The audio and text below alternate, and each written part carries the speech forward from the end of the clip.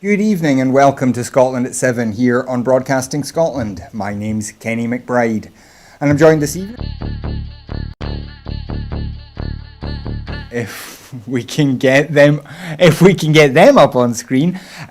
Firstly by Sam Payton from the Save Loch Lomond campaign. Sam, how are you this evening? I'm doing great, Kenny. How are you? I'm not bad. And on the other side of me, we've got Andrew Wilson from the All Under One Banner organisation. Andrew, how are you today? Kenny, I'm doing well, thanks. How are you keeping? I'm not bad.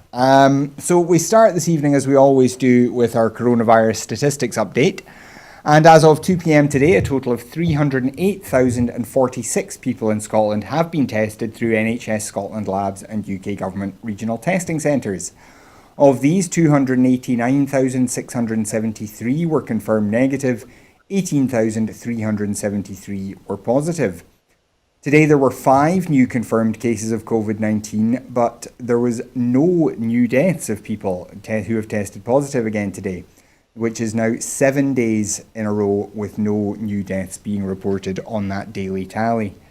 This will of course be an underestimate of the total number of cases, as not everyone with the virus will display symptoms and not all of those will necessarily be tested. However, we must remind you, if you do have any symptoms, please do book a test as quickly as possible. That's how the system works to protect everyone else. Of the people who have tested positive, 329 people were in hospital last night, 2 of whom were in intensive care, plus 4 more people in intensive care with suspected COVID-19. The number of patients in Scotland who have died from complications caused by the coronavirus infection remains at 2,490. This number only includes those who have died in hospital having received a positive test for the virus. And the latest UK daily figures available show that 45,053 patients who tested positive for COVID-19 have sadly died from their illness, an increase of 85. This number refers to deaths in all settings, not just those in hospitals. And as it's Wednesday, we also have this week's National Records of Scotland update. And as at the 12th of July, 4,187 deaths have been registered in Scotland where the novel coronavirus was mentioned on the death certificate, an increase of 13 deaths from the previous week, according to statistics published today by National Records of Scotland.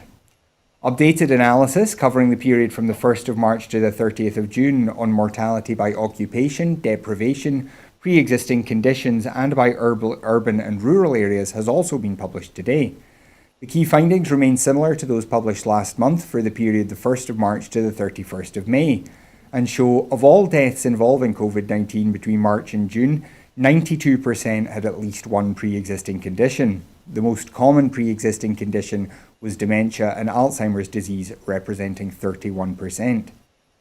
People in the most deprived areas were 2.1 times more likely to die with COVID-19 than those living in the least deprived areas. The highest number of deaths involving COVID-19 of working people aged between 20 and 64 by occupation group were among process, plant and machine operatives. And people living in larger urban areas were over 4 times more likely to die with COVID-19 than those in remote locations. So that is the statistics update for you today. We would remind you before we get on to the rest of the headlines that if you want to join the conversation, you can do so by following us on Twitter at BroadcastScot and then using the hashtag Scotland@7. You can see one of my tweets from earlier on the screen just now. That hashtag Scotland7, and then we will flash some of those tweets up on the screen during the show. But we start tonight with a story from Parliament, and the SNP challenged the Tory government to rule out a Brexit power grab on the Scottish Parliament, as MPs debate an SNP motion today calling for an extension to the transition period. Leading the Opposition Day debate this afternoon, Ian Blackford MP said Tory plans to roll back devolution in areas including state aid, agriculture, food and environmental standards represented the biggest threat to Scotland's devolution settlement since the Scottish Parliament was reconvened in 1999.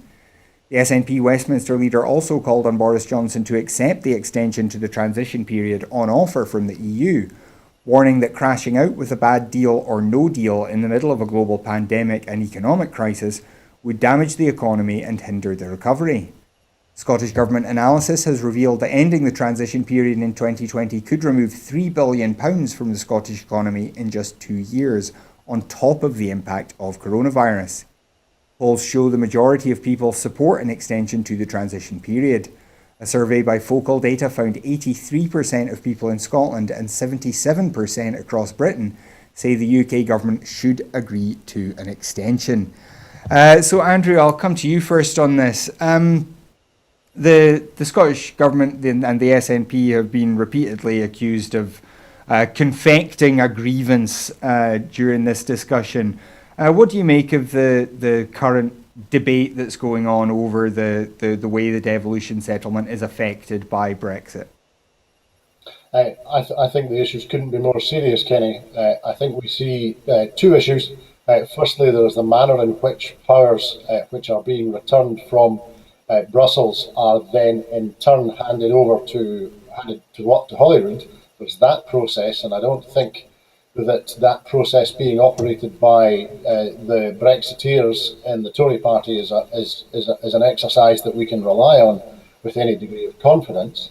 And then there's the second aspect, which is this equally confected, or perhaps more confected, notion of there being an unelected quango appointed by the Prime Minister, which then decides unilaterally which exercises of devolved power by the devolved administrations will be permitted on the basis that they are or are not supposedly a form of market testing and an attempt to create some notion of a UK internal market. So I think we see two significant threats to the current devolved settlement, which is, after all, and has been for 20 years, the settled will of the people of Scotland. I think we see two significant attacks on that, on our democratic rights and the current democratic settlement in Scotland. And I think the dangers of those two challenges could not be underestimated. And Sam, there's some sense, certainly on social media, that a certain element of unionist support would actually be happy with significant restrictions on the devolved governments, if only so that it can constrain the power of the SNP. Do you think that that's something that the Tories can ride to electoral success in Scotland if they damage the devolution settlement, somehow manage to, constrain the wicked gnats through this move, that it will actually help them when it comes to the election next year? It's a possibility, Kenny, that's the thing. The thing is, with the Tories, they'll do anything to get votes, and the way things are happening in Scotland at the moment, especially with their handling of COVID and of Brexit, they're not exactly covering themselves in glory. I'm seeing and hearing all the time of people who are genuinely for the union now starting to go the other way because of Nicola Sturgeon's handling of COVID, and also because of the things that we're seeing happening with Brexit. So there is a certain element of people that do believe in the union, that I think that if they were a turn round and take away those devolved powers, that would actually annoy them, because they are sensible enough to know that that's why we've got our free prescriptions and why we've got a lot of benefits in Scotland that we don't have, people don't have down in England.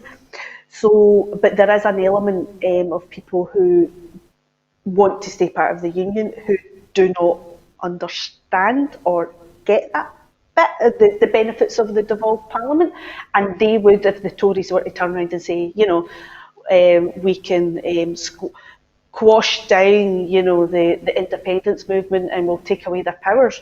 They don't realise what that would be. They would be basically, it's like turkeys floating for Christmas. They would be taking away the benefits that we have with having a devolved parliament. So I guess it comes down to, I'm going to sound really bad here, I apologise up front, but it comes down to people's intelligence and intellect and what they understand when they say about quashing the powers from the devolved parliament and what it's going to mean long term. Yeah. And and whether but as Andrew said, it's dangerous ground. It is dangerous ground, and even people that voted for Brexit are turning around and saying that they want a transition period as well. They want an extension, and it's not happening. The Tories are steaming ahead, blinkers on, and at the end of the day, all they're interested in is themselves, as we Yeah. keep saying. Having that, it seems to always come down to these things. They're self-serving. Yeah, well, we will So yeah. obviously keep an eye on that as the story develops. But the SNP has also today said that the threat to Scottish food and drink standard is growing, as a new report says that agriculture liberalisation will be a key focus for the US under any administration. The Policy Exchange report, which concludes that improving market access for US agriculture exports will be a priority, will fuel concerns of low-standard frankenfood imports flooding the UK market and harming Scotland's booming high-quality food and drink industry. On Saturday, the UK Department for International Trade appeared to be paving the way for low-standard food imports, tweeting an article defending chlorinated chicken, which is currently banned in the UK under EU-wide higher food and animal welfare standards. The growing threat of low-standard imports comes as the Tory government plots a power grab on the Scottish Parliament, where agriculture, food, environmental and animal welfare standards are fully devolved matters. Research by Which has revealed that 72% of people do not want products such as chlorine-washed chicken and hormone-fed beef to be allowed on sale in the UK at all. And Sam, we hear a lot about this chlorine-washed chicken. I mean, it's not really the chlorine that's the problem there. It's the terrible conditions those chicken are kept in, which requires them to then be washed in chlorine to make them nominally safe for human consumption. That's the problem. How big a threat do you think this is if the UK government does impose this internal market rule that means that the Scottish government can't set higher welfare standards for Scotland? I just had to have a giggle there, Kenny, sorry, when you says about washing the chlorine to make it safe for human consumption, because it just makes you wonder about what's going on with the chickens when they're in the coop, from egg to the point of, being slaughtered, then, you get processed. There's so many different diseases, different things that can be going on. And chlorine in itself, we shouldn't be, unless it's, we don't know if it's been rinsed off and things like that. It's not meant to be for human consumption. It's not meant to be ingested, but yet it's safe to wash food with, ingested. So it's only meant to be in very small amounts. So it's quite concerning, because we're kind of, here in Scotland, we are quite lucky with our food industry, our food safety and things like that. We are quite strict, thanks to Brussels as well. We've got quite good standards of quality food and drink. My problem and my concern is that what's happening now, I don't know if you and Andrew have noticed this, but certainly I've noticed it since I started going out shopping again and popped into a couple of supermarkets. The price of food is getting expensive. It is starting to go up in price.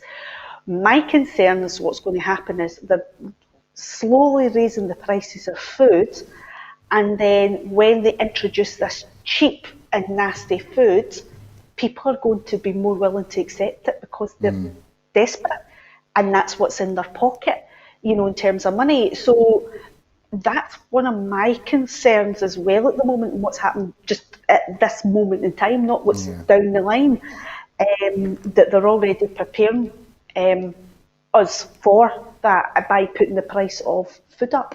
But we're entering a case of perfect storm between COVID and then between Brexit, between the cost of food, the supplies of food and everything.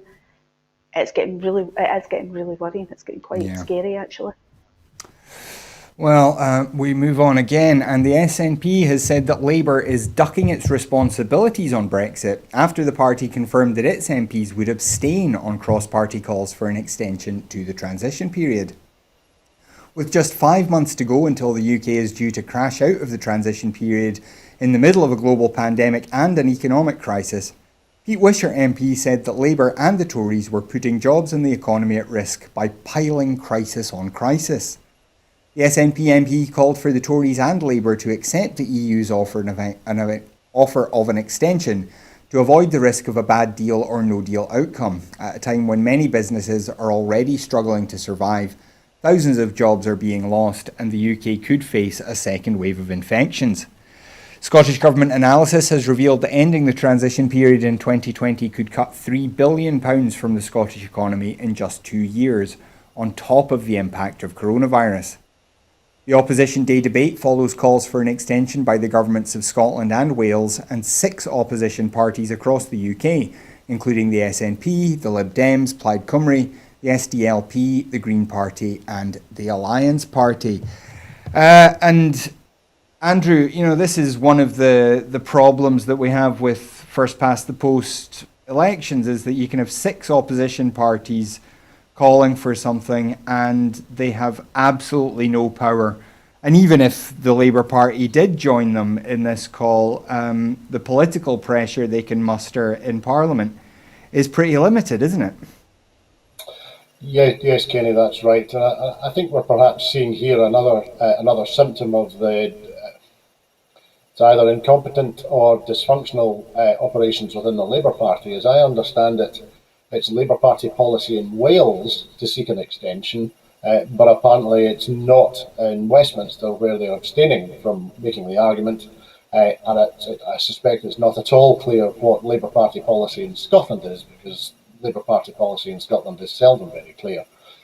So the challenges that the current democratic settlement through Westminster brings, as you say, a government of a colour which people in Scotland haven't voted for since the 1950s, and which they certainly didn't vote for in 2019, is able to steamroller controversial policies, of which this is but one, and are able to do so when they have a large majority in Westminster, not in Scotland, but in Westminster. They're able to do that effectively with impunity, notwithstanding the clear risks and the clear damage, economic, social and otherwise, that their demented Brexit madness is going to visit upon us all. Well, we carry on looking at some of these issues. The SNP has renewed calls on the Tory government to deliver the funds and powers needed to protect jobs, as the OBR warns that UK unemployment could surpass the peaks of the 1980s. New analysis from the Office for Budget Responsibility has underlined the threat of a sharp rise in job losses if the Tory government cuts the furlough scheme prematurely between August and October, with up to 20% of the 9.4 million furloughed jobs being made redundant. Under every scenario, the OBR warns unemployment could reach more than double its pre-COVID levels, with the potential to hit a peak of 12% in the run-up to Christmas, a level not seen since 1984. Responding to the OBR's intervention, Neil Gray MP said the Tories must learn the lessons of the devastation caused by high unemployment in the Thatcher years and be much more bold in action to prevent mass redundancies. The SNP's Shadow Work and Pension Secretary called for a fiscal stimulus package of at least £80 billion, the extension of the furlough scheme into 2021, and the devolution of financial powers to enable the Scottish Parliament to deliver tailored support for Scotland. And Sam, there's really 2 points here. First of all, this question of running down the furlough scheme very quickly. We're looking at within very shortly seeing it cut to 60% of the government's funding as opposed to the 80% that it has been. But there are still going to be employers who can't get back to normal, who can't bring their workers back. How big a problem do you think this is going to be, and what redundancies do you think we're likely to have to worry about? I think up here in Scotland it's going to be catastrophic, and that's me being a bit polite about it. There's so many industries at the moment are still not able to work, still not able to earn any money. my industry is one of them. We'll be one of the last ones to be able to go back to work. And I know with hospitality and tourism, there is already a huge amount of redundancies happening right across the board. And a lot of these are big companies who have benefited from the furlough scheme. And I mean, personally, what I would like to see, the whole point of the furlough was to protect jobs and protect those jobs for when we came out the other side of COVID, or it was safe to kind of return to some sort of normality. But a lot of big companies have took advantage of it, and they're using it as a way of basically making staff redundant, and basically to later on re-employ other staff at lesser wages and contracts. Yes, and some have been quite blatantly honest about it. But however, I think we're going to see unprecedented amount of unemployment, definitely in Scotland, especially because we're a nation of a lot of small businesses up here as well. Mm-hmm. Yeah, Andrew, this other question, kind of going beyond just the furlough scheme, but this question of the size of the recovery package that Rishi Sunak announced, and the fact that Scotland doesn't have any power really to tailor its own response. There's very limited flexibility available. How concerned are you that as we go forward, if there are substantial redundancies in Scotland, that cuts into the income tax receipts that the Scottish Government is meant to receive as part of its funding, and then there isn't the ability to borrow, there isn't the new funding coming from Westminster to make up the difference. How concerned are you about the position that this could leave Scotland in longer term? Well, I think, Kenny, as it happens, I was in Midlothian this morning. I was in Bonnyrigg, a former mining town, not far from where I grew up. And as happens when I'm back in that part of Scotland nowadays, I'm usually transported back, at least in my mind, to remembering those towns in the 1970s when the pits were still open, and then seeing those towns in the 1980s when the pits had been shut. It's pretty clear that towns like Bonnyrigg and towns like Bonnyrigg across Scotland took the best part of 20 years to recover from the damage that Thatcherite economic policies and the devastation that they wrought upon them caused, and the prospect of another 20 years to recover from the damage that the combination of the COVID crisis and the impending crash out Brexit and the impact that has on the national economy and then on local economies. It struck me very hard this morning thinking about the likelihood of returning to times which were indescribably tough for everybody in all sorts of towns and cities across Scotland, and I think that damage is significant. I think we may be seeing here potentially a third string to the Tory plan to damage democracy in Scotland, and by extension damage Scotland. I think there is certainly an economic argument here that in addition to neutering the powers of the Parliament and reducing the powers of the Parliament, that they may seek to stem or staunch the otherwise established flow of funding to the Scottish Government, and as a result the Scottish Government might be at risk of beginning to have to react to that shortfall of funding, reduce the services which differentiate Scotland from the rest of the current United Kingdom in so many important ways in which people in Scotland really value. So I think the risk of the economic damage arising both from the crisis of Brexit, the crisis of COVID, and the Westminster government looking for ways in which to continue to restrict and stymie the settled political will of the people of Scotland. I think the risks are pretty significant, and I think we need to be acting now in order to try and defend our political settlement and defend the livelihoods and the welfare of people who live in Scotland. Mm. Well, we move on now to another story, and MP Stuart MacDonald has ramped up the pressure on the Tories to U-turn on the decision to exclude care workers from the future health and social care visa, saying it is nonsensical to make it harder to recruit vital care workers in the middle of a health crisis. In a fiery exchange between the SNP's Shadow Immigration Minister and the Home Secretary Priti Patel, eventually conceded that the new points-based immigration system, set to come into force on January the 1st, will not allow a care worker earning a typical salary to come to the UK. The Cumbernauld, Kilsyth and Kirkintilloch East MP made the point that currently employers can recruit care workers from the EEA without any complications at all, but in January, recruitment will be made harder through visa applications and the arduous task of establishing the shortage occupation list. Sam, what kind of world do we live in where the Tories can one day announce a health and social care visa and then the next day clarify that it doesn't include people who work in social care? Yeah, it seems to be the world of the Tories, doesn't it? What they say and what they do is two totally different things. It's just absolutely ludicrous. The whole thing is ludicrous. Come January when they implement this, you know, they're going to end up having to backtrack come February, March. It's just it's nonsense. It's absolutely nonsense. But then again, this point system visa thing is just nonsense as well. The whole thing is. But yeah, we've entered the world of the Tories, which makes absolutely no sense to the rest of us.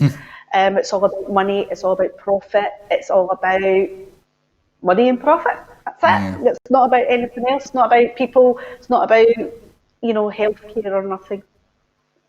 Andrew, there is this theory that these foreigners coming over here, taking our jobs, actually are one of the reasons that jobs in sectors like care remain low. Do you think there is any chance at all that as we move into this new immigration framework and we have fewer people able to come from mainland Europe to do jobs in care, some of the really difficult jobs in agriculture that are also very low paid, that we might see a big rise in wages as employers try to recruit more British workers? Kerry, I'd be very, very surprised. I think one aspect of this, particularly with regard to care homes, is that we've not heard very much since from people like Robert Kilgour, who's a very wealthy owner of private care homes in Scotland and a significant donor of party funds to the Tories. He was very quick to be critical of the Scottish Government at the beginning of the COVID crisis when he felt that the Scottish Government wasn't bailing him out on his responsibilities to provide PPE to his employees. Now that his margins are going to be squeezed even further, or his ability to operate his care homes is going to be impacted by a lack of staff, I'd be interested to hear what people like Kilgour have to say now that the full ramifications of what they have done are starting to become clear. I think, in more direct answer to your question, I don't think there's a great deal of evidence that the employment of immigrant staff or migrant staff it does reduce wages. Employers reduce wages. Employers resist wage rises, especially in sectors where there may not be a great deal of unionisation of the workforce either. And so the impact will be significant insofar as as you say, we need large numbers of workers in the agricultural sector and in the care home sector, and these are also, and so we depend upon them for the safe and effective operation of sectors such as those. And I think there's a broader point here too, insofar as these jobs offer what you might call entry jobs into career paths and career patterns for people who would like to come and live and work and perhaps raise families in Scotland.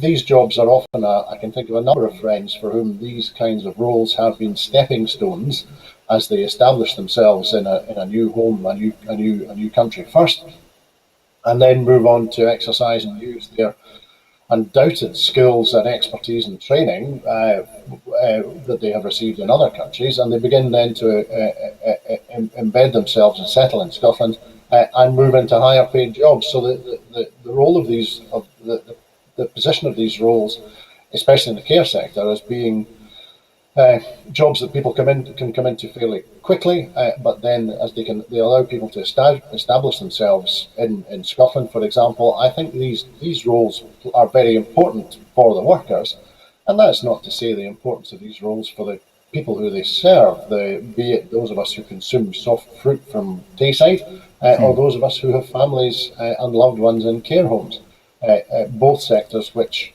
fundamentally depend on workers coming to Scotland to work. And this imposition of a plan, which is firstly guided, I think, entirely by the front pages of the Daily Mail and the Daily Express, and secondly is configured specifically with regard to the perceptions and wishes of the Brexiteers and the Brexit supporters in England. I think that it shows how badly this immigration policy is designed and how it is particularly badly designed for Scotland. So I think we are going to see some very significant impacts, many of which we can predict now, but I suspect there will probably be unintended consequences in such a badly thought out plan as well.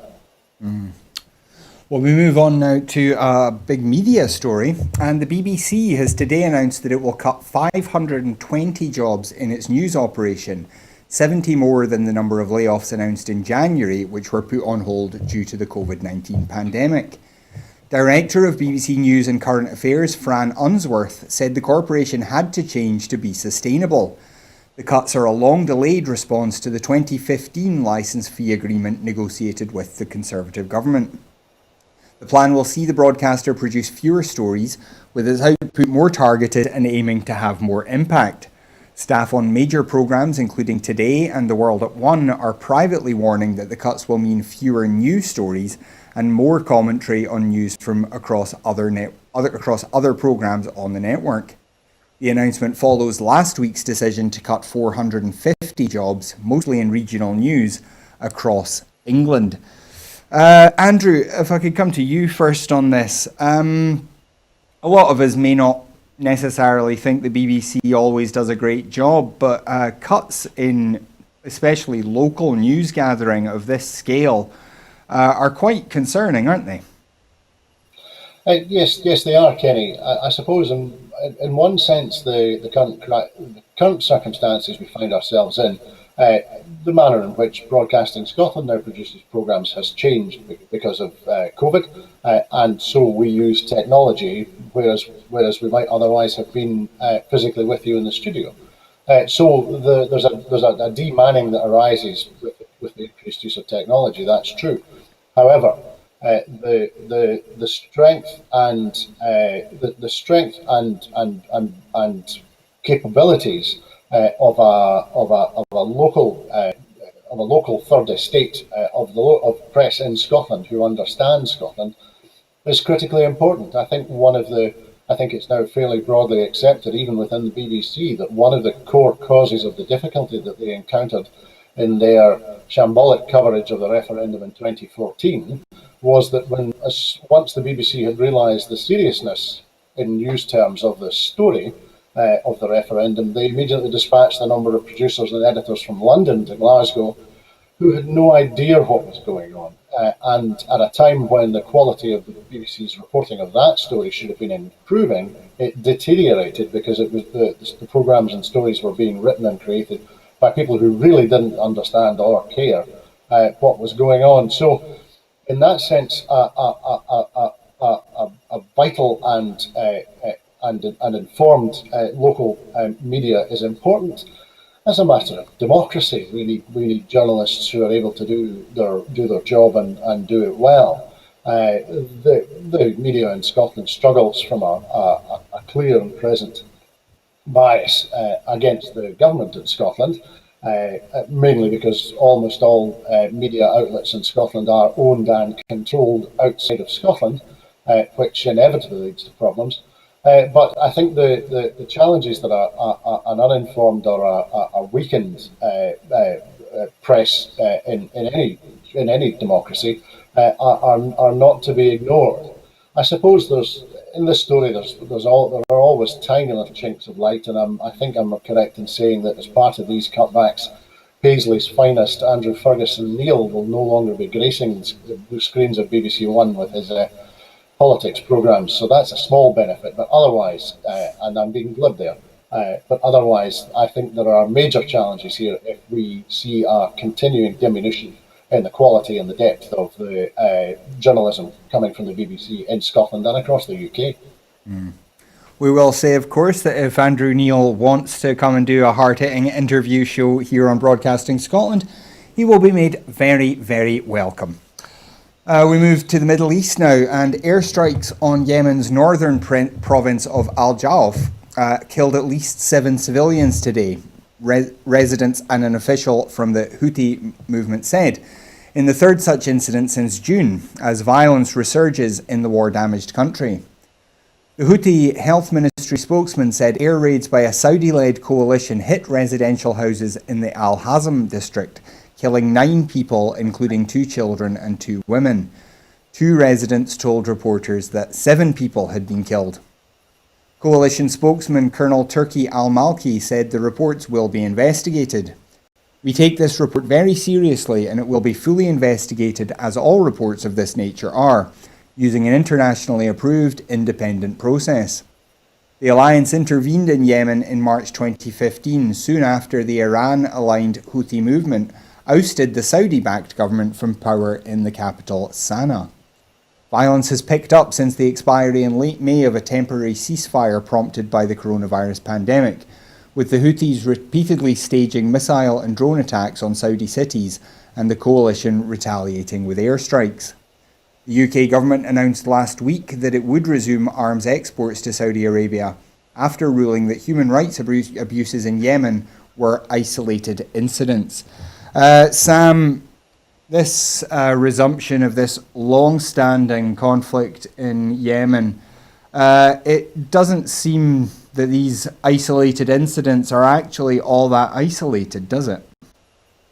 No, it seems, the UK government is doing what they normally do, talking a load of bollocks.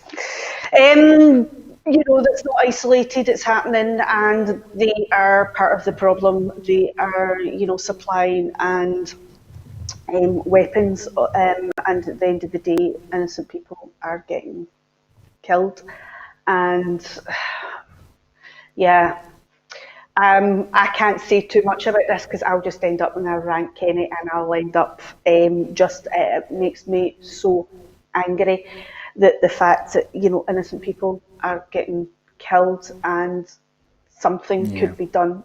The UK government could actually stop the arms trade with Saudi, and okay, that's not the only problem. There's lots of other problems, but it would be part of the solution.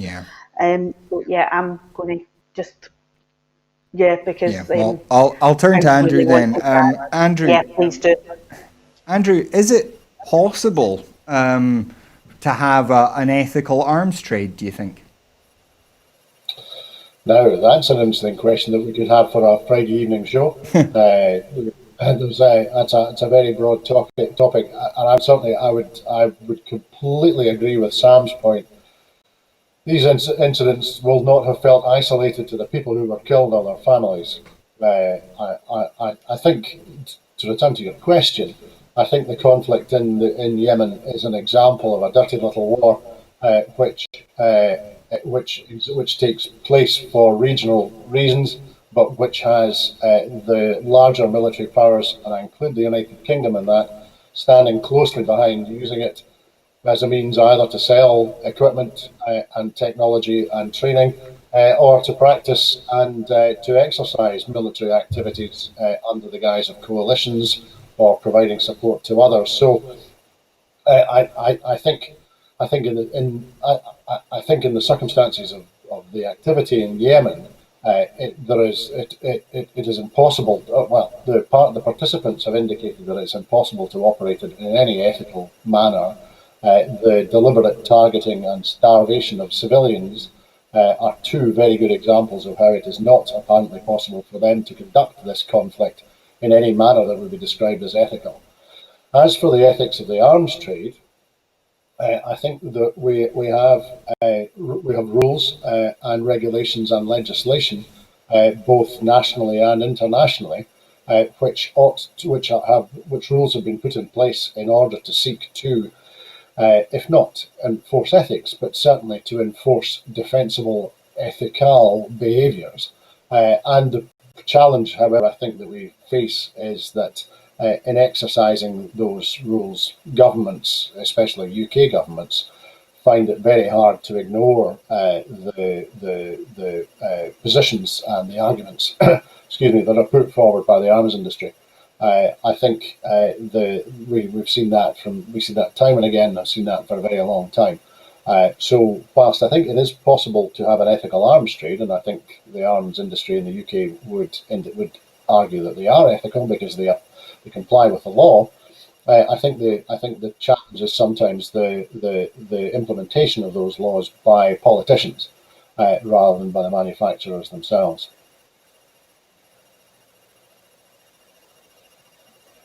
Comments from Michael Russell on the Constitution Secretary in the Scottish Government, responding to the UK Government's announcement on this internal market. He says, this is an outrageous attempt to disguise a power grab that will strip power from the Scottish Parliament and put the Scottish people, environment and economy at risk. This is one of the most significant threats to devolution yet, even eclipsing previous UK government attempts in this area. The 70 so-called new powers are in areas that are already devolved, and they include matters such as food safety, animal and plant health and environmental standards, all of which are at the core of devolution.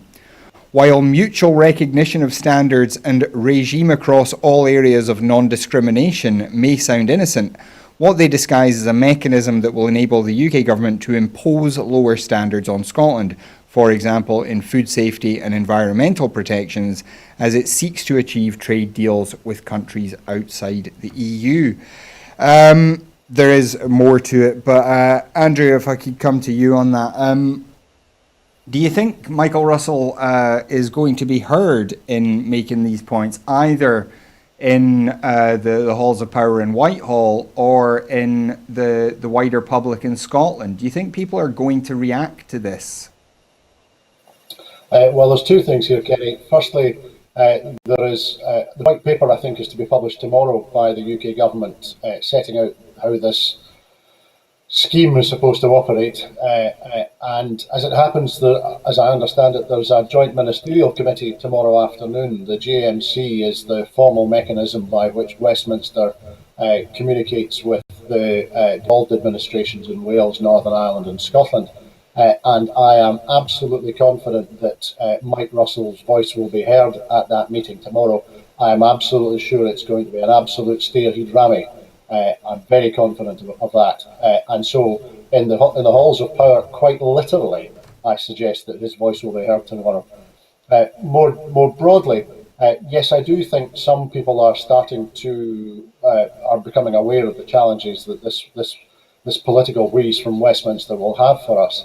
And certainly I know that organisations like All Under One Banner will be focusing our efforts on those topics over the next few days as it happens. The defence both of our political settlement and the defence of the rights that we have in Scotland and the benefits that we receive as a result of those rights is a very significant issue, and so people are aware of it, and for example, All Under One Banner will be talking about it over the next few days. Well, we will look forward to hearing that. But we move on now, and as bars and restaurants across the country reopen today, Green co-leader Patrick Harvie has urged firms to avoid a race to the bottom on wages and working conditions, and called on governments to do more to protect low-paid workers. Speaking at Philly's in Shotlands, a bar on the south side of Glasgow which pays staff above the living wage, Mr Harvie said, "This is a really important moment when the hospitality sector can go in one of two directions. This could be another race to the bottom on working conditions, insecure incomes, poverty wages, Or it could be the moment where we say that it is not acceptable in a major part of our economy and we have to raise the standards at the same time as reopening. It's a choice. It's a political choice. It's not just a question of letting the market do what the market wants. Harvey suggested that the UK government's 50% off vouchers for meals could have been linked to businesses offering fair wages. But even that kind of intervention had been avoided, meaning that the vouchers were a bit of a gimmick.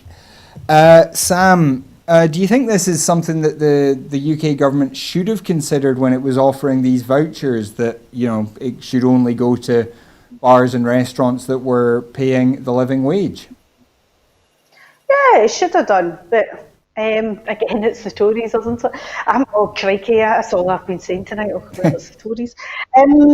This voucher scheme, I keep hearing about this, that you get 50% off your meal. Who's this entitled? Who gets this? Who's the beneficiaries of this? Does it get posted out to every household, or do you need to apply for it? Yeah, I'm not exactly sure myself yet. Yeah, they kind of made this announcement, and it's like, right, okay, so how do you benefit from it?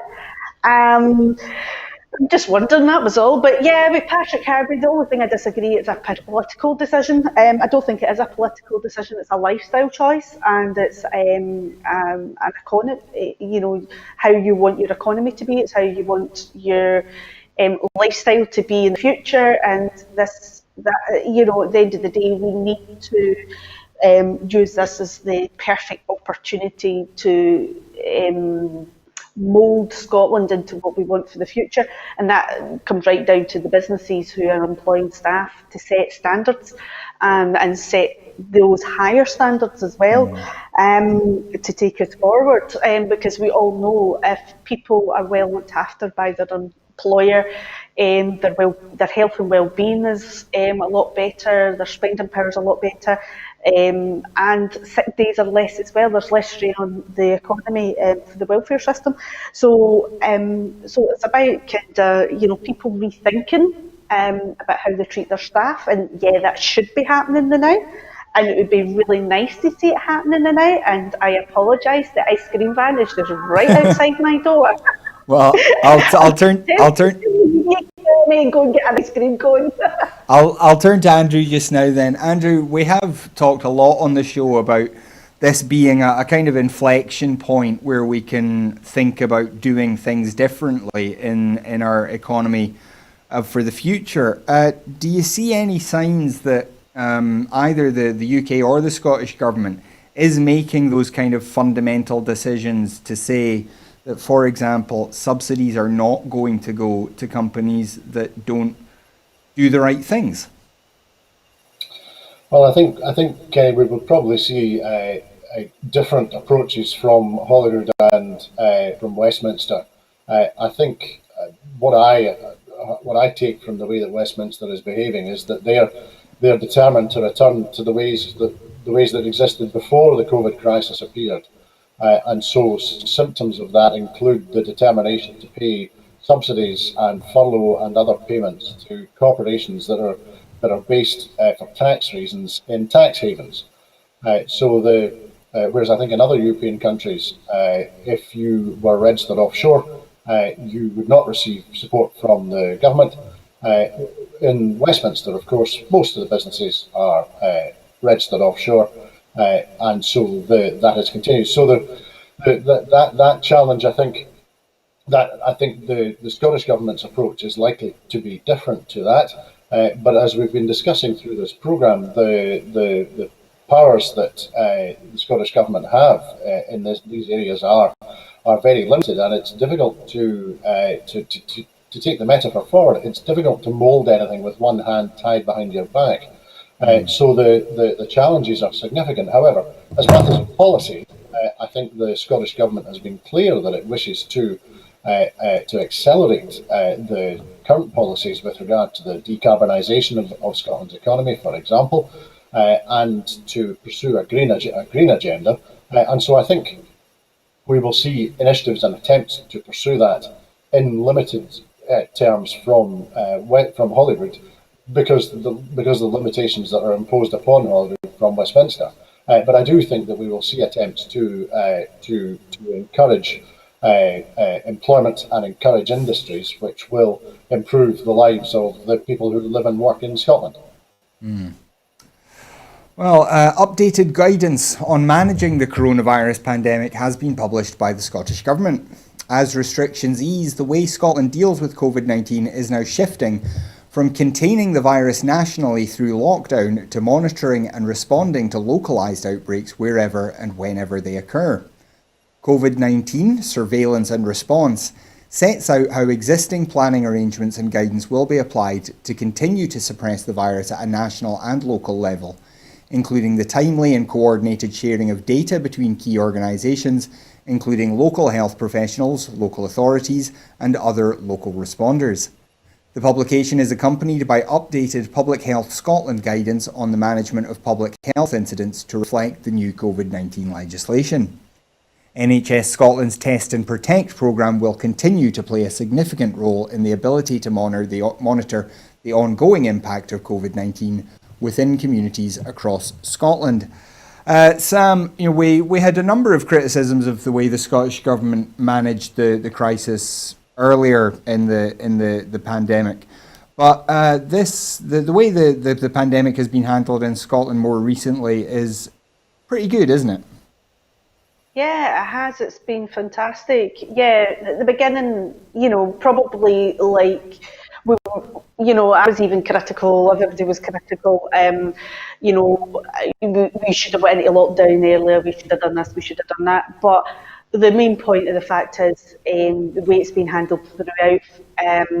Regardless, it's been really, really sensible. It's been clear.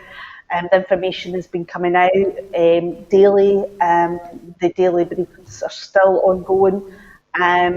Nicola Sturgeon stands there and answers the questions from the journalists, and some of them you just sit and think, really? That question again? How many times do we need to hear the same question?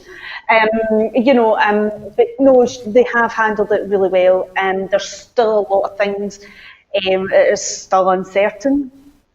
I mean, the proof is in the pudding. Taking that slower approach, taking that more cautious approach, we are seeing that now with the figures and everything. And at the end of the day, the figures are all people, individual people, and less people are being affected by COVID.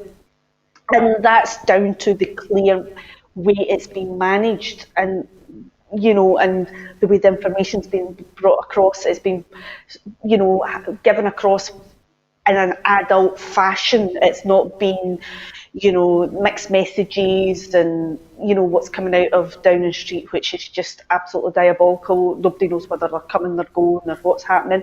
So in that sense, we are very lucky up here in Scotland, that what's been coming out of the Scottish Government has been honest, clear, concise and adult, and makes sense to everybody.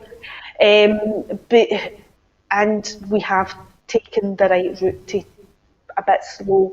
At the end of the day, and understanding, I get people's frustrations, and it's being in lockdown and things, but it's for everybody's benefit, and we're getting there. Well, we certainly hope so. And finally tonight, the Islands Minister is urging ferry travellers to plan ahead as the tourism sector reopens across Scotland. Restrictions on hotels, attractions and other businesses in the sector are lifted from today, but capacity is still limited across the country's ferry networks due to physical distancing measures. Passengers should look to book their tickets ahead of their journey and follow guidance once on board.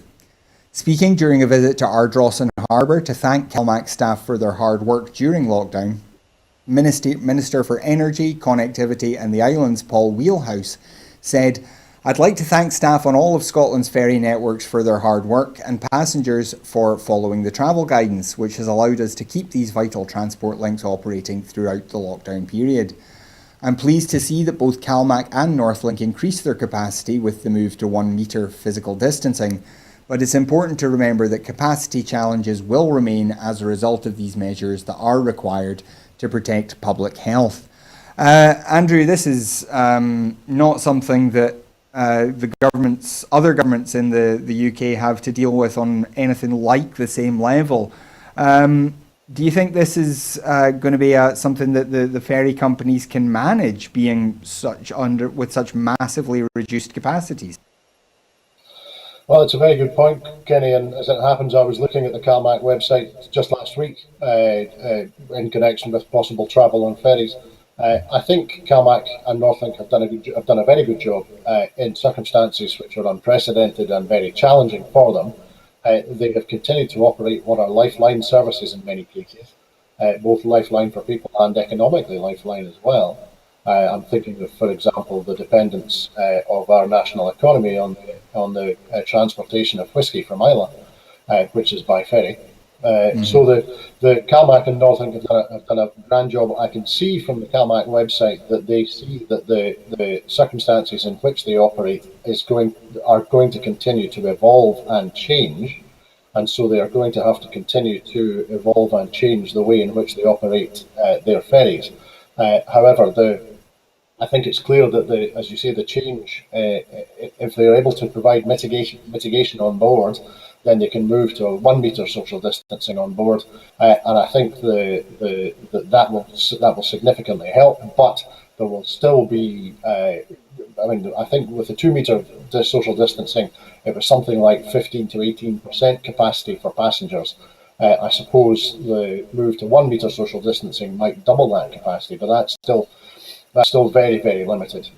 And whilst travelling on particularly CalMac ferries in the Western Isles in the Scottish summer is usually a very bracing and outdoors orientated exercise, given the way in which the weather can be in the Western Isles, the challenges that CalMac face are considerable, and I think we're going to have to continue to support them and work and assist them in working the best way that they can to keep these very important services running. Yeah, absolutely. My cousin's husband works on the ferries. He's actually quite a union activist there, and I know it's been a really big job for them to try and figure out how this is going to be done. So we do send our very best wishes, as Andrew says, CalMac and Northlink done a lot of really difficult work in some really difficult circumstances just to keep the services going. So we do send our best to them.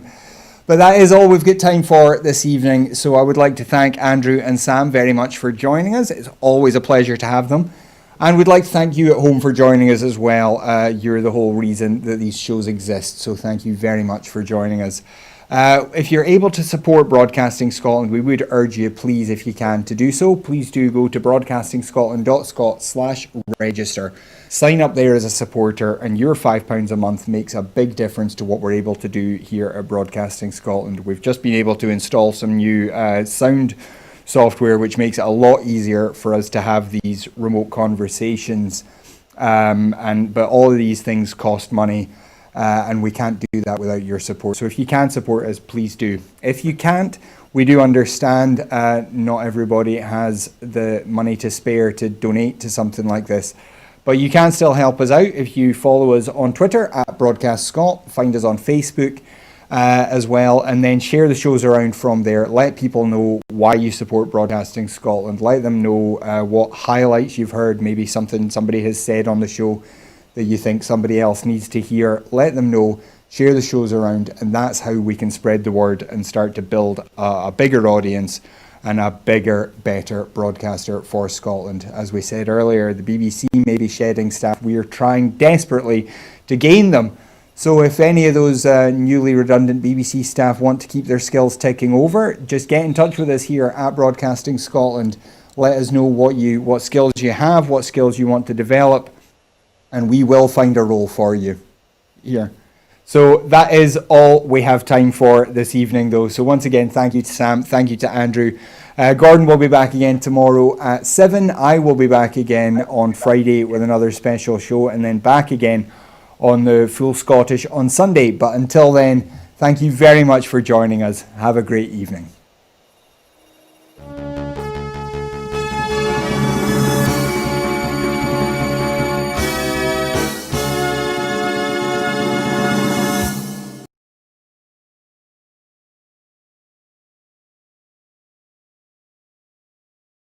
Present the application.